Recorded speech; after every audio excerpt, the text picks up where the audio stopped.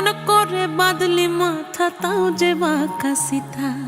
মেদিনীপুরে রায়না চিরন বাঁকুড়ার ওই ফিতা, আর যতন করে বাঁধলি মাথা তাও যে বাঁকা সিথা।